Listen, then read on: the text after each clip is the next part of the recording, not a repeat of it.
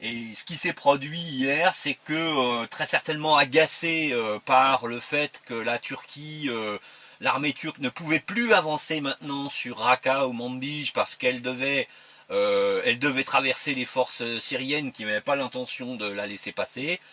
Donc les forces turques ont ouvert le feu sur les forces armées syriennes. On a appris la mort de 8 soldats et d'un certain nombre de blessés dont le nombre n'est pas déterminé. Donc là, c'est un acte de guerre extrêmement grave qui appellera très certainement des ripostes ou des sanctions en tout cas. En fait, effectivement, le fait que les Kurdes aient repris et pactisé avec l'armée syrienne, puisqu'ils sont syriens aussi, ces Kurdes. Oui. Donc, ils ont pactisé avec l'armée syrienne contre les forces dites de l'armure de l'Euphrate, là, qui sont rien d'autre que les forces turques et l'armée dite syrienne libre, donc maquillée.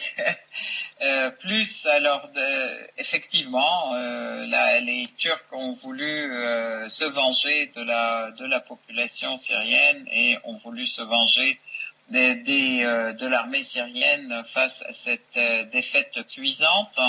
Il faut aussi dire que l'armée ou les forces de la coalition américano-dirigées par les Américains ont aussi bombardé dans les faubourgs de Raqqa aussi, et ils ont provoqué un vrai massacre ces jours-ci. Ajouté au déploiement de missiles américains dans l'est de l'Euphrate aussi, de gros missiles qui jusqu'à présent n'étaient pas là. Donc ces nouveaux missiles qui ont été déployés par les Américains montrent que la situation effectivement va dans un sens d'escalade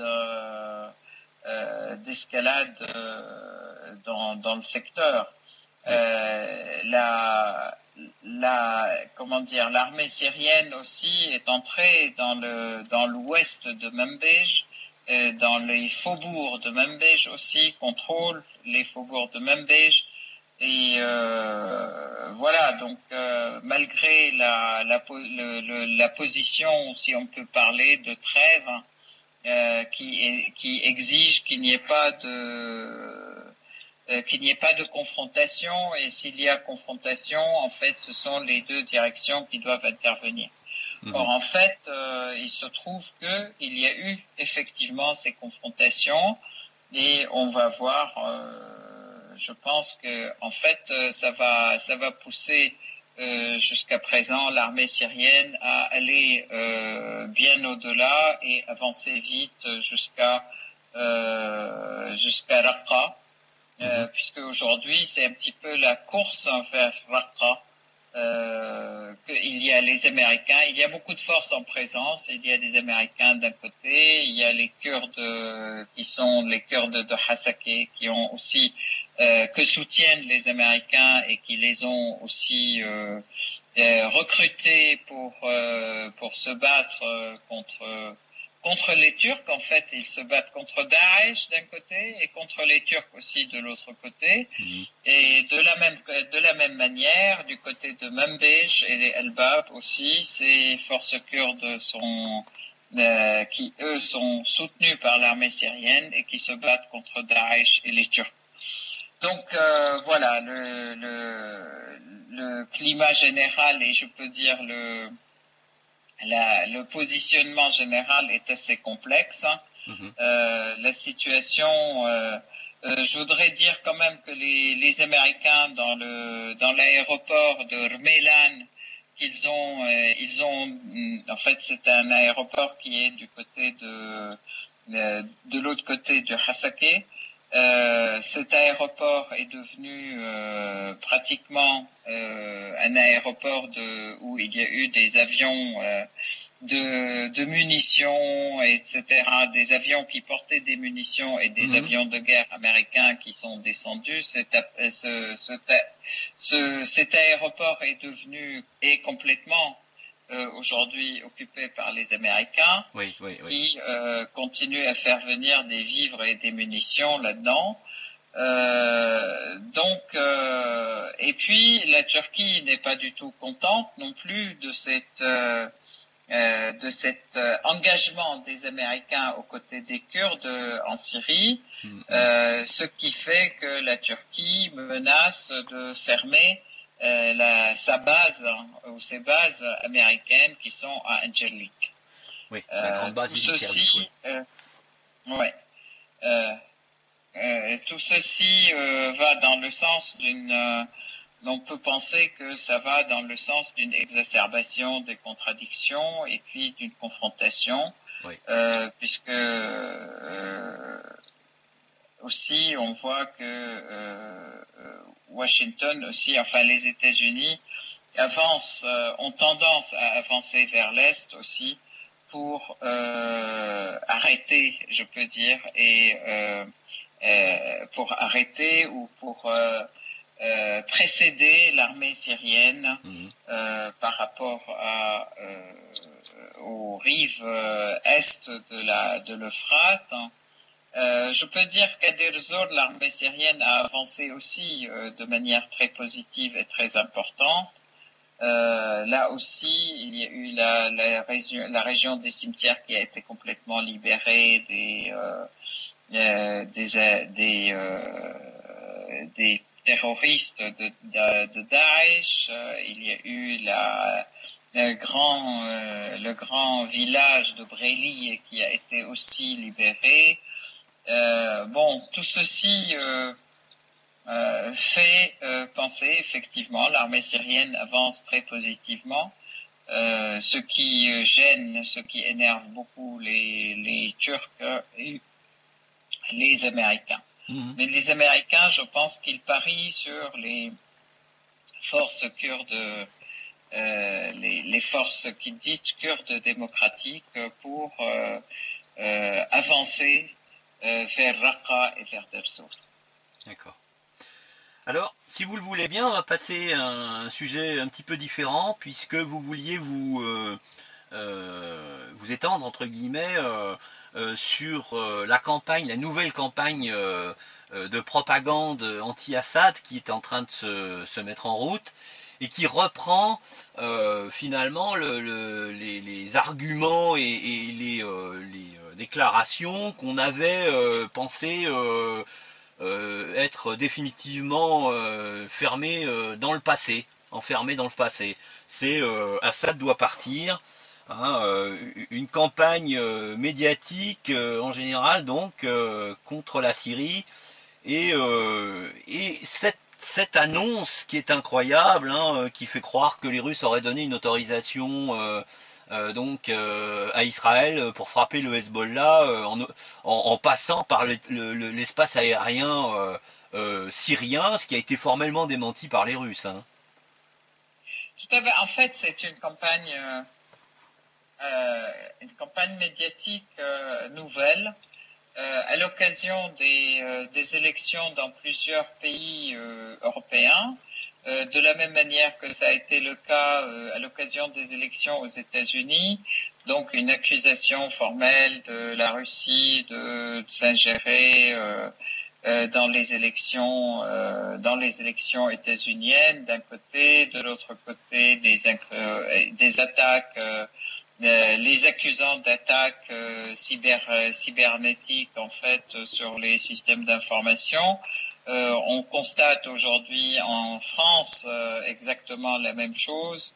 La campagne qui a été aussi la campagne déjà de diabolisation de Fillon, parce qu'il a osé dire que de toute façon il est important que Assad reste au pouvoir, que s'il allait être élu, il allait reprendre des relations normales avec la Russie et éliminer les sanctions vers la Russie, lever les sanctions. Il n'a même pas été jusqu'à dire lever les sanctions vers la Syrie. Mais enfin, bon, il avait juste dit que c'était bien que Assad puisse rester au pouvoir et que c'était un bon allié contre le terrorisme. Il a été tout de suite victime d'une campagne de diabolisation absolument atroce. Et en fait, aujourd'hui, on voit pointer le candidat de Rothschild qui est Macron. Donc voilà, ça c'est un côté un peu sordide de toutes ces élections européennes, et qui en même temps, donc ils ont commencé à dire que c'est la Russie qui intervient dans les élections en France, que la Russie pirate les systèmes d'information français, etc. Oui, oui. En même temps, des attaques contre la Syrie, une escalade de sanctions nouvelles contre la Syrie, une campagne de désinformation visant à, je dirais pas de désinformation, mais même de création de faits, de faux faits. En fait, création de faux et usage de faux, de fausses informations concernant pour casser toute cette alliance entre la Syrie et la Russie et surtout l'Iran. Donc Oui. on fait courir des bruits, on fait courir des informations fausses, comme ça a été d'ailleurs le cas pour les informations concernant l'utilisation par le pouvoir syrien du chimique contre la population, alors que c'était les terroristes qui l'ont utilisé.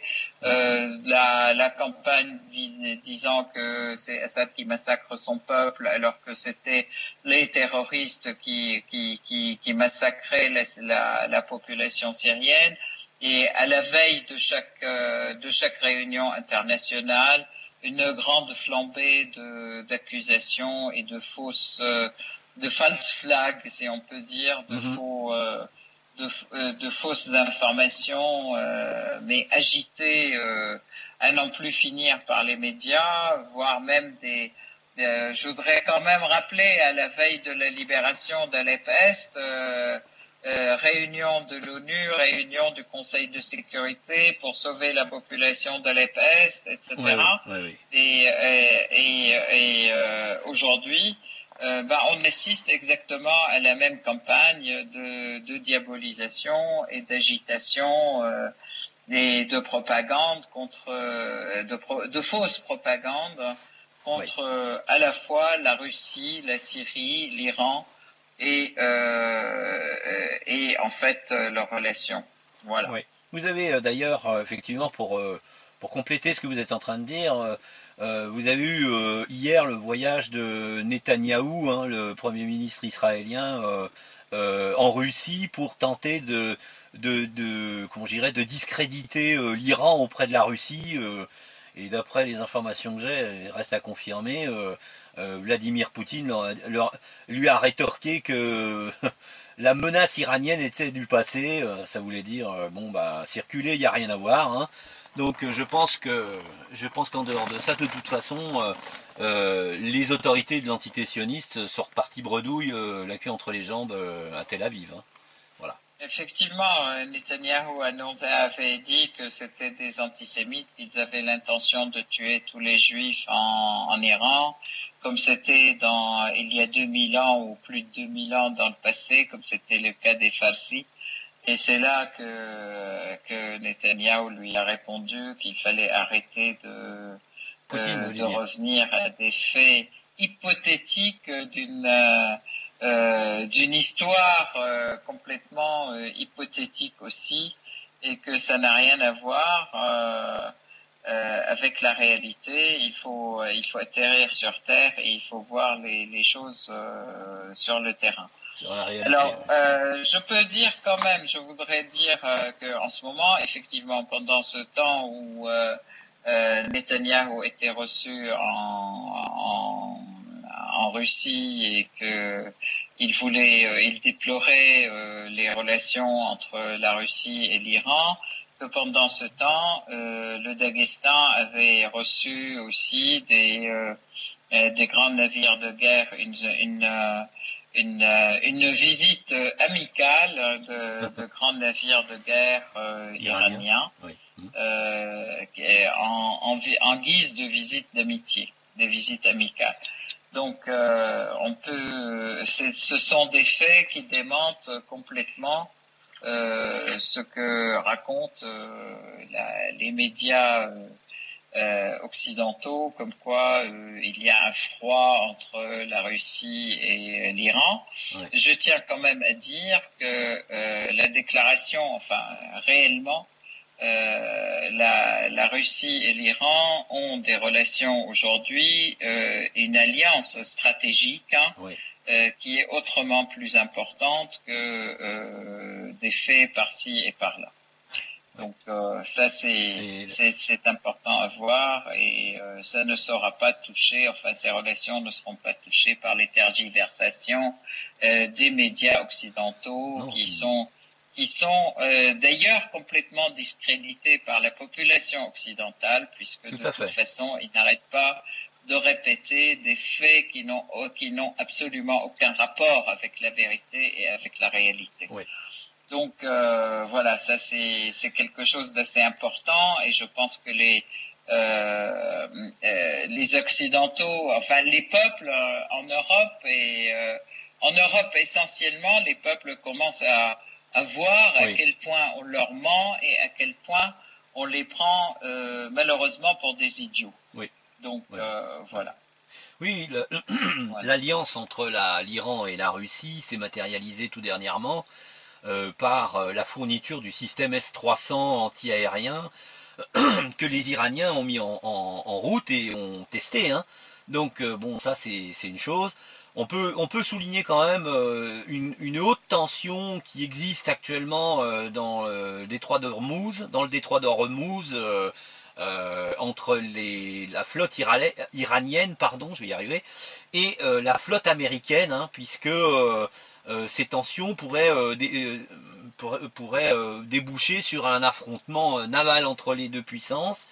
Mais pour l'instant, je dirais, c'est un échange de politesse tendu qui se produit. Voilà. Je crois qu'il est important d'affirmer un point. D'abord, il n'y a pas un seul soldat iranien en dehors des frontières de son pays sans l'accord du pays. Moi, je peux dire que en Syrie, nous avons des conseillers iraniens, et c'est en accord total avec l'État souverain syrien. Oui. Et ce n'est pas le cas de l'occupation et d'ailleurs de la même manière les Russes aussi. Il n'y a pas un seul soldat qui est en dehors de son pays sans l'accord du pays hôte, je peux dire. Alors que les États-Unis, qui envahissent le monde depuis leur création, il est important de voir en même temps qui est l'agresseur dans tout ça et qui est l'agressé. Et en fait, on veut mettre sur la Russie et sur l'Iran. Les médias occidentaux s'acharnent à vouloir montrer que ce sont des impérialismes, etc., alors que ce sont ces deux pays, ils sont là à vouloir faire appliquer la Charte des Nations Unies quand ils interviennent en aidant les pays. Ils sont en accord total avec le gouvernement et le pouvoir légitimement élu.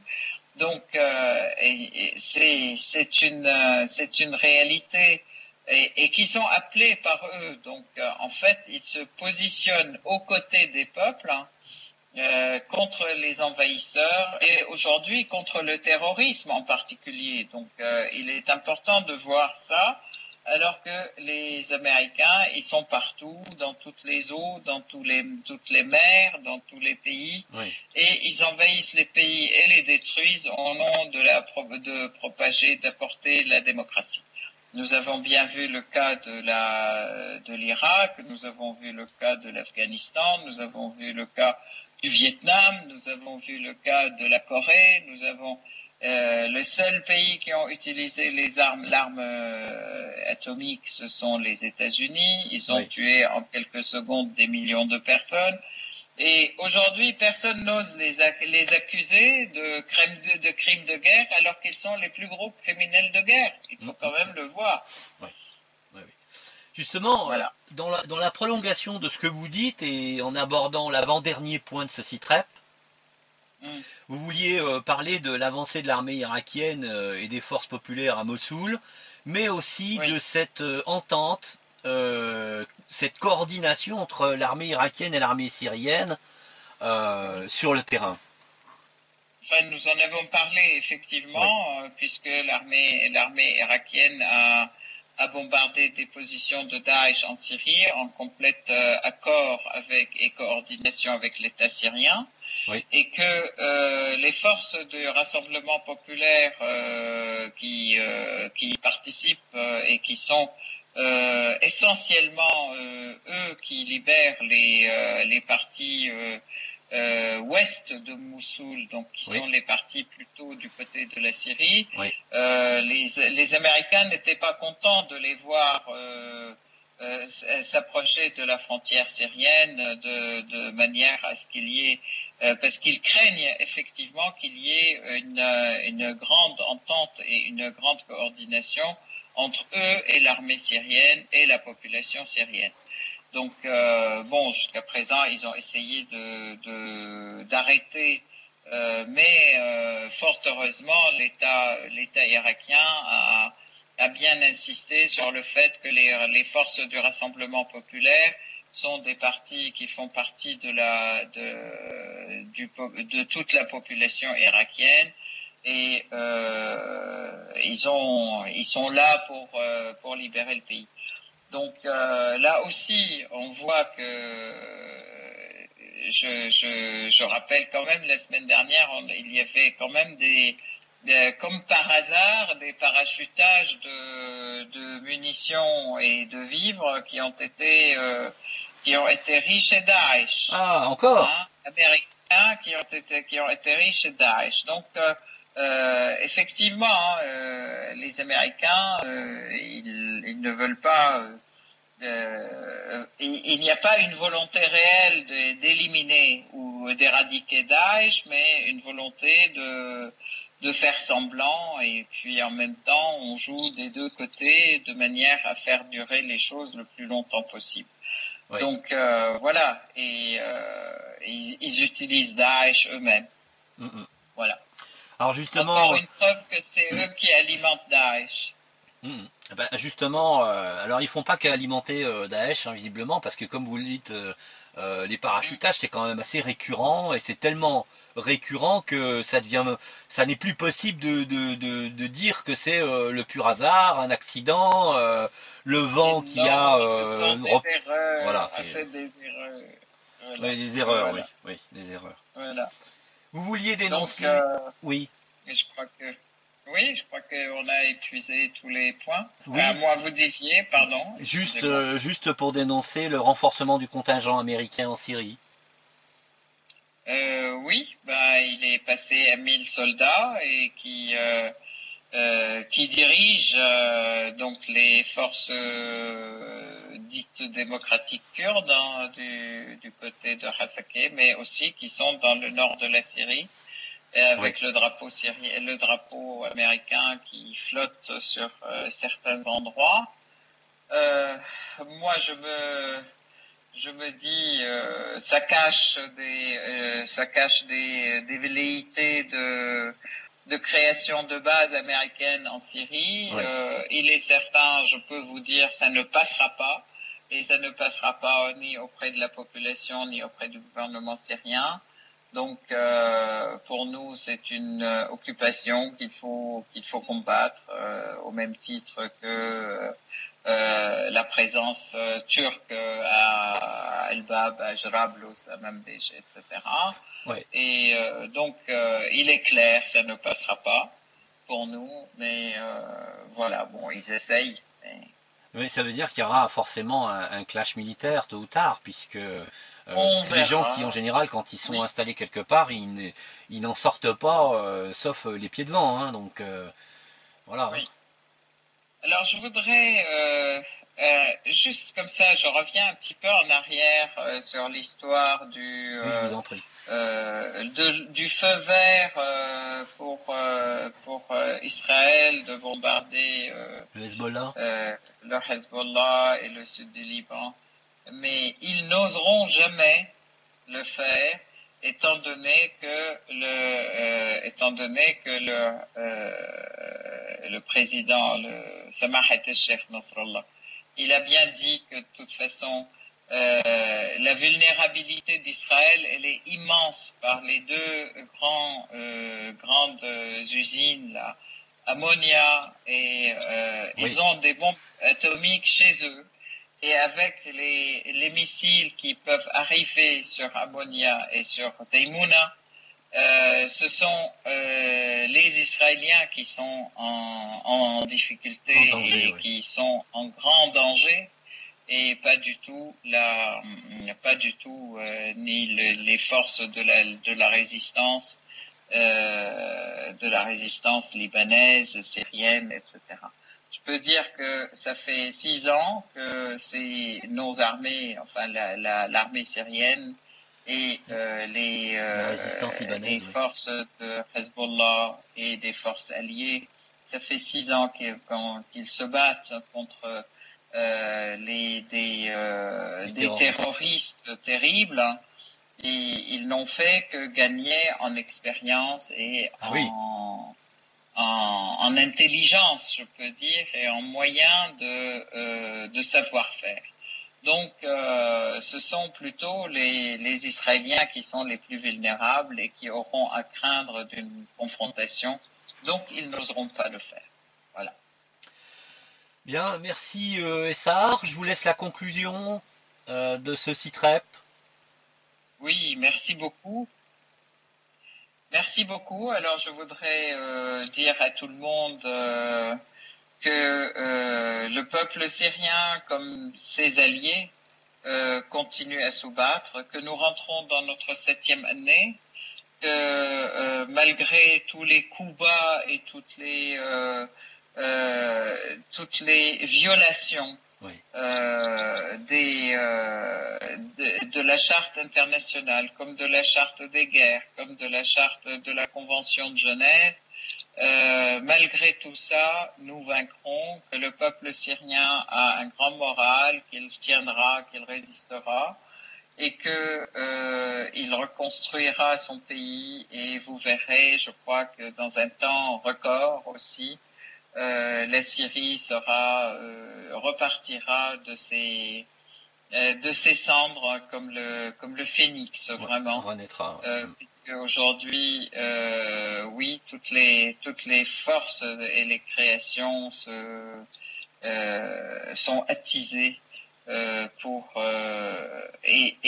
je crois que cette guerre a eu le positif de permettre aux Syriens de se rendre compte du bijou qu'ils ont, qui est la Syrie, ouais. Et qu'ils aiment tous leur pays et leur patrie. Et je crois que ils vont tous se donner la main pour le construire.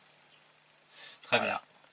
Merci Essar, merci de votre disponibilité, merci du temps que vous nous consacrez pour nous offrir un regard du terrain, depuis le terrain. Et je vous donne rendez-vous pour le 15e site-rep dans 15 jours à présent. Dans 15 jours, ok. Merci à tous et très bonne soirée, très bon moment, très bonne journée.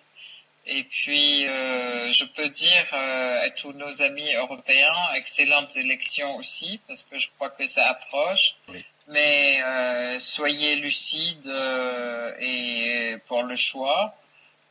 Si on peut choisir le moindre mal, faites-le bien.